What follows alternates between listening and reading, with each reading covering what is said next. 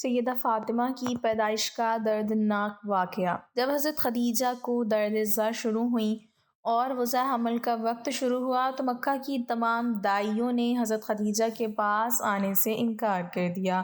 رسول اللہ صلی اللہ علیہ وسلم یہ دیکھ کر بہت پریشان ہوئے۔ مکہ کے سرداروں نے نبی صلی اللہ علیہ وسلم کے گھر کا گھیراؤ کر لیا تاکہ کوئی بھی دائی اندر نہ جا سکے، تو حضور صلی اللہ علیہ وسلم نے خود ہی زچ کی۔ بسم اللہ الرحمن الرحیم۔ حضرت فاطمہ رضی اللہ تعالی عنہا، جن کا معروف نام فاطمہ الزہرا رضی اللہ تعالی عنہا ہے، حضرت محمد صلی اللہ علیہ وسلم اور حضرت خدیجہ بنت خویلد رضی اللہ تعالی عنہا کی بیٹی تھیں۔ تمام مسلمانوں کے نزدیک آپ ایک برگزیدہ ہستی ہیں۔ آپ کی ولادت 20 جمادی الثانی بروز جمعہ بعثت کے 5ویں سال میں مکہ میں ہوئی۔ آپ کی شادی حضرت علی ابن ابی طالب رضی اللہ تعالی عنہ سے ہوئی، جن سے آپ کے 2 بیٹے حسن رضی اللہ تعالی عنہ اور حسین رضی اللہ تعالی عنہ، اور 2 بیٹیاں زینب رضی اللہ تعالی عنہ اور کلثوم رضی اللہ تعالی عنہ پیدا ہوئیں۔ آپ کی وفات اپنے والد گرامی حضرت محمد صلی اللہ علیہ وسلم کی وفات کے کچھ ماہ بعد 632 ہجری میں ہوئی۔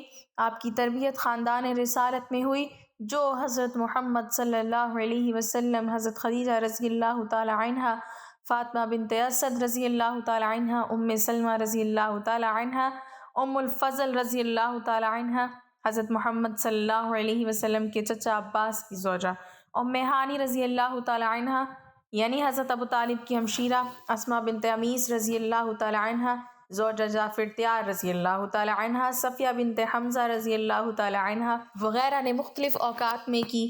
حضرت خدیجہ رضی اللہ تعالی عنہ کے انتقال کے بعد حضرت محمد صلی اللہ علیہ وسلم نے ان کی تربیت و پرورش کے لیے فاطمہ بنت اسد رضی اللہ تعالی عنہ کا انتخاب کیا۔ جب ان کا بھی انتقال ہو گیا تو اس وقت حضرت محمد صلی اللہ علیہ وسلم نے حضرت سلمہ رضی اللہ تعالی عنہ کو ان کی تربیت کی ذمہ داری دی۔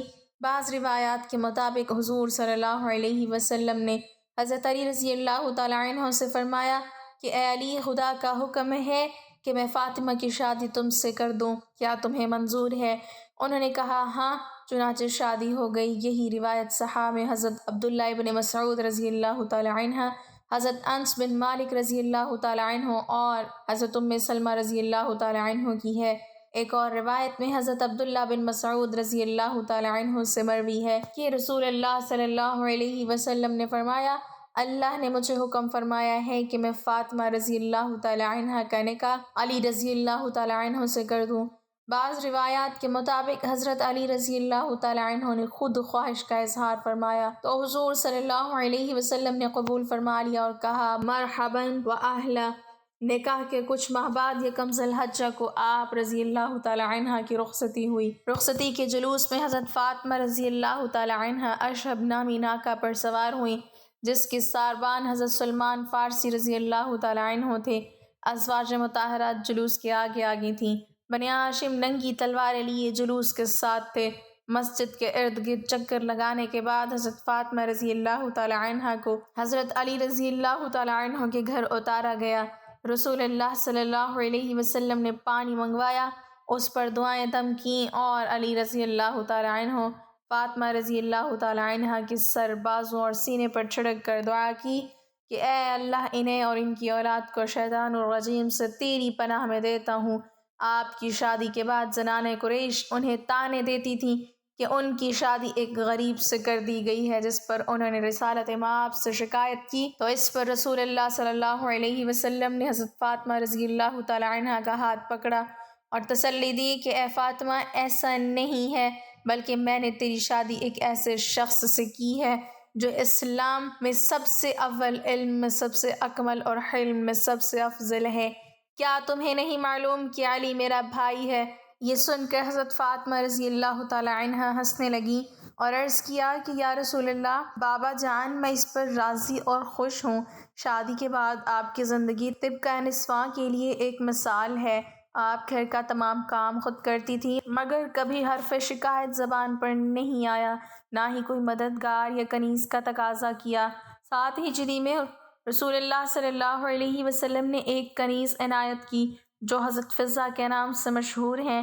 ان کے ساتھ حضرت فاطمہ رضی اللہ تعالی عنہا نے باریاں مقرر کی تھیں، یعنی ایک دن وہ کام کرتی تھیں اور ایک دن حضرت فضہ رضی اللہ تعالی عنہا کام کرتی تھیں۔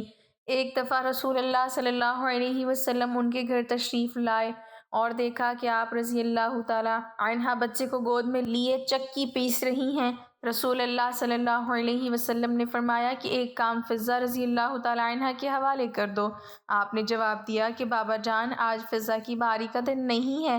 آپ کے حضرت علی رضی اللہ تعالی عنہ سے بھی مثالی تعلقات تھے، کبھی ان سے کسی چیز کا تقاضا نہیں کیا۔ ایک دفعہ حضرت فاطمہ رضی اللہ تعالی عنہ بیمار پڑی تو حضرت علی رضی اللہ تعالی عنہ نے پوچھا کہ کچھ کھانے کو دل چاہتا ہو تو بتاؤ۔ آپ نے کہا کہ میرے پدر بزرگوار نے تاکید کی ہے کہ میں آپ سے کسی چیز کا سوال نہ کروں، ممکن ہے کہ آپ اس کو پورا نہ کر سکیں اور آپ کو رنج ہو، اس لیے میں کچھ نہیں کہتی۔ حضرت علی رضی اللہ تعالی عنہ نے جب قسم دی تو انار کا ذکر کیا۔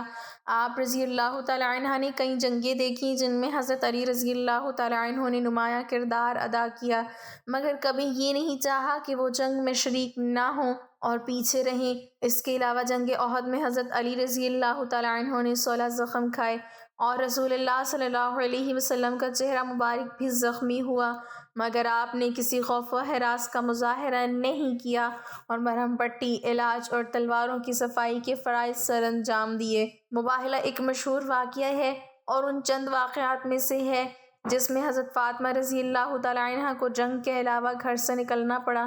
نجران کے مسیحی جب حضرت محمد صلی اللہ علیہ وسلم سے ملنے آئے اور بحث کی کہ حضرت عیسیٰ علیہ السلام اللہ کے بیٹے ہیں اور کسی طرح نہ مانے، تو اللہ نے قرآن میں درج ذیل آیت نازل کی: اے پیغمبر، علم کے آ جانے کے بعد جو لوگ تم سے بحث کریں ان سے کہہ دیجئے کہ آؤ ہم لوگ اپنے اپنے فرزند، اپنی اپنی عورتوں اور اپنے اپنے نفسوں کو بلائیں اور پھر خدا کی بارگاہ میں دعا کریں اور جھوٹوں پر خدا کی لعنت قرار دیں۔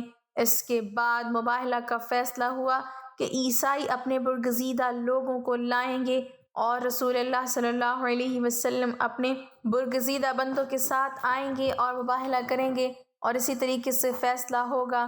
اگلی صبح رسول اللہ صلی اللہ علیہ وسلم اپنے ساتھ حضرت حسن رضی اللہ تعالی عنہ اور حضرت حسین رضی اللہ تعالی عنہ کو چادر میں لپیٹے ہوئے اور حضرت علی رضی اللہ تعالی عنہ اور حضرت فاطمہ رضی اللہ تعالی عنہ کو لیے ہوئے آئے۔ ان لوگوں کو دیکھتے ہی عیسائی مغلوب ہو گئے اور ان کے سردار نے کہا کہ میں ایسے چہرے دیکھ رہا ہوں کہ اگر خدا سے بد دعا کریں تو روئے زمین پر ایک بھی عیسائی سلامت نہ رہے۔ ام المومنین حضرت عائشہ رضی اللہ تعالی عنہ سے روایت ہے کہ وصال سے قبل مرض وصال میں رسول اللہ صلی اللہ علیہ وسلم نے حضرت فاطمہ رضی اللہ تعالی عنہ کو نزدیک بلا کر ان کے کان میں کچھ کہا جس پر وہ رونے لگیں۔ اس کے بعد آپ نے پھر سرگوشی کی تو آپ رضی اللہ تعالی عنہ مسکرانے لگیں۔ حضرت عائشہ رضی اللہ تعالی عنہ فرماتی ہیں کہ میں نے سبب پوچھا تو انہوں نے بتایا کہ پہلے میرے بابا نے اپنی موت کی خبر دی تو میں رونے لگی، اس کے بعد انہوں نے بتایا کہ سب سے پہلے میں ان سے جا ملوں گی تو میں مسکرانے لگی۔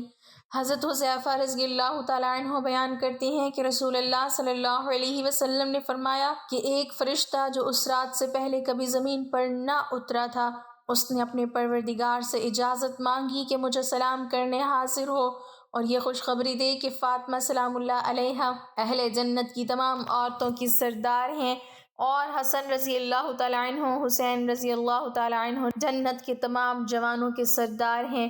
حضرت مصوح بن مخرمہ رضی اللہ تعالی عنہ سے روایت ہے کہ رسول اللہ صلی اللہ علیہ وسلم نے فرمایا: فاطمہ میری جان کا حصہ ہے، پس جس نے اسے ناراض کیا اس نے مجھے ناراض کیا۔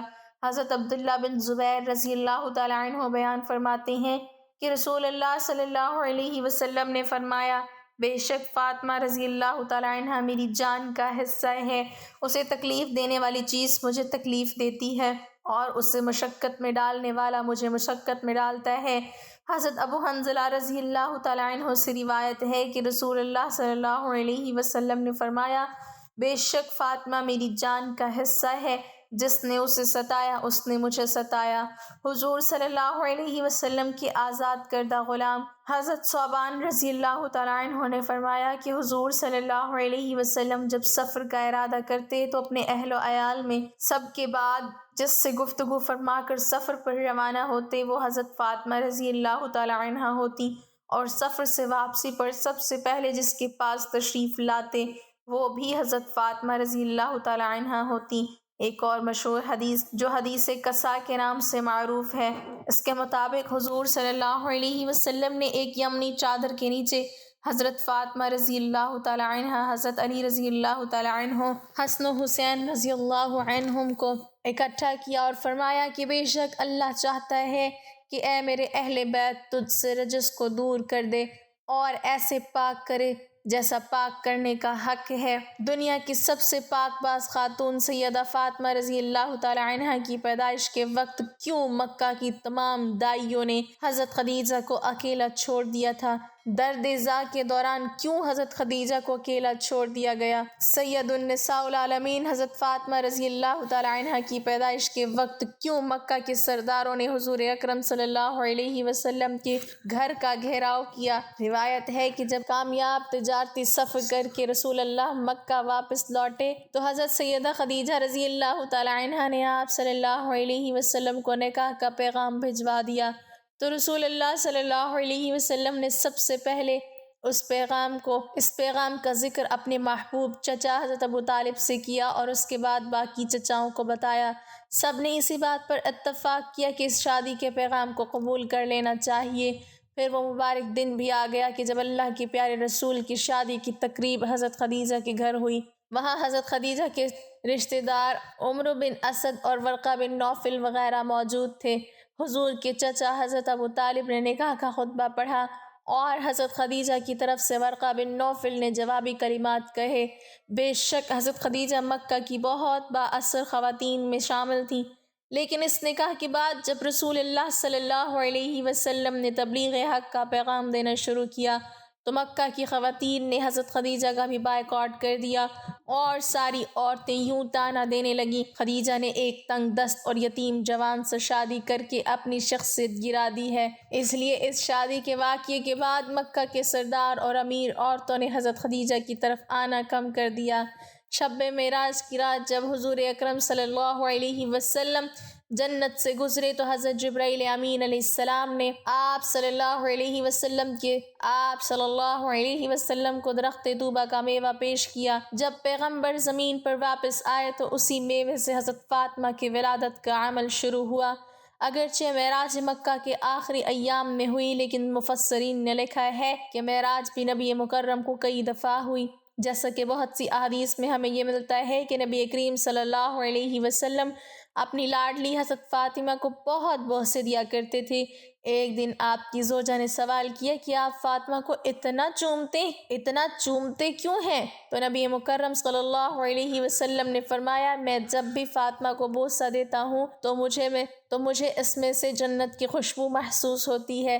اس حدیث کو امام سیوطی، امام طبری کے ساتھ ساتھ تقریباً تمام حدیث کتب میں بیان کیا گیا ہے۔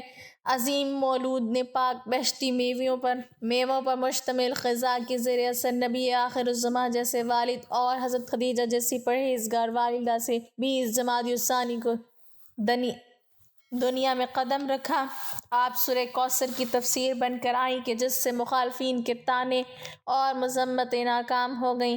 چنانچہ پیدائش کا واقعہ امام طبری نے ذخائر العقبہ میں کچھ اس طرح نقل کیا ہے کہ جب سے نبی مکرم سے حضرت خدیجہ نے نکاح فرمایا تو مکہ کی تمام عورتیں آپ کے خلاف ہو گئیں اور کسی بھی موقع پر آپ کا ساتھ نہ دیتی تھیں۔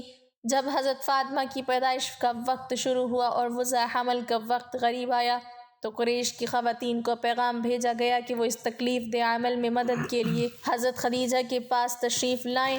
اب یہی وہ موقع تھا کہ مکہ کی عورتیں کہنے لگیں کہ تم نے ہماری بات نہیں مانی اور ایک غریب یتیم سے عقد کیا، اب اسی سے کہو کہ تمہارے لیے دائی کا بندوبست کرے، ہم تو ہرگز مدد کو نہ آئیں گی۔ حضرت خدیجہ نے جب یہ سنا تو بہت غمگین ہوئیں۔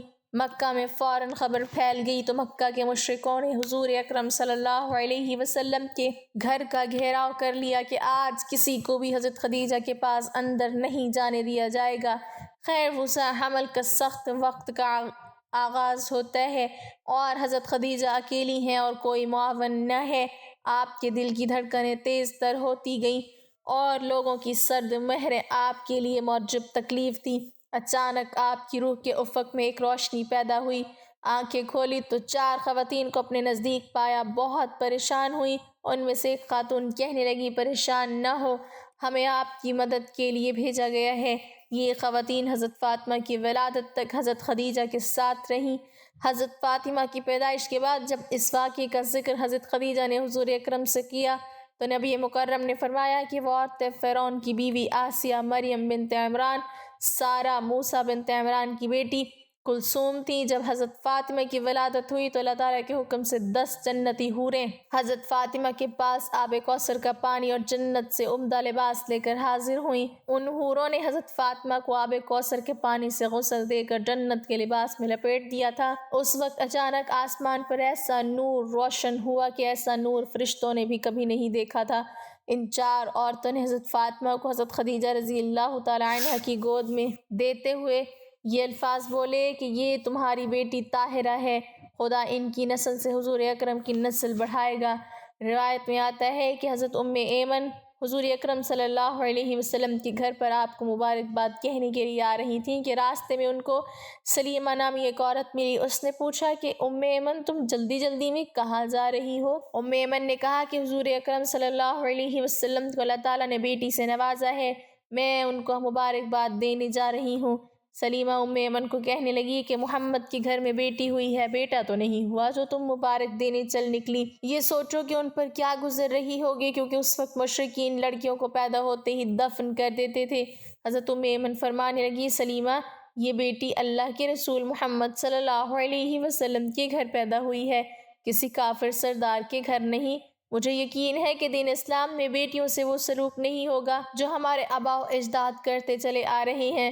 ایمن کی باتیں سن کر سلیمہ کا چہرہ زرد پڑ گیا، کیونکہ سلیمہ کے گھر بھی 3 بیٹیوں کا جنم ہوا تھا، لیکن سلیمہ کے خاوند نے تینوں بیٹیوں کو ہی زندہ دفن کر دیا تھا۔ یہ سلیمہ کے گھر میں ہی نہیں ہوا تھا بلکہ یہ عرب کے مشرکین میں رواج عام تھا کہ جب ان کے گھر میں کوئی بیٹی پیدا ہوتی تھی تو اس کو مار کر یا پھر زندہ زمین میں گاڑ دیا جاتا تھا۔ عرب کے چند قبیلے ایسے تھے جو اپنی بیٹیوں کو پیدا ہوتے ہی دفن نہیں کیا کرتے تھے بلکہ ان کی پرورش لڑکوں کی طرح ہی کرتے تھے، لیکن زیادہ تر قبائل لڑکی کو پیدا ہوتے ہی دفن کر دیتے تھے۔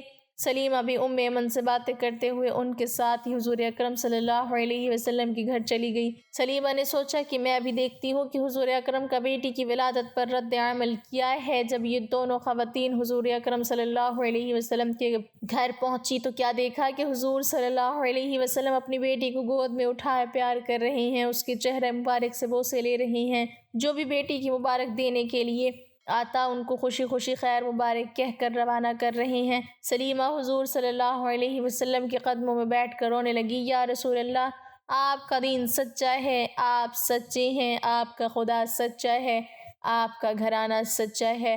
اللہ پاک ہمیں بہتر عمل کرنے کی توفیق عطا فرمائے اور ہمارا خاتمہ ایمان پر فرمائے، آمین۔ ناظرین، کمنٹ باکس میں اللہ تعالیٰ کے 99 ناموں میں سے ایک نام ضرور ٹائپ کریں۔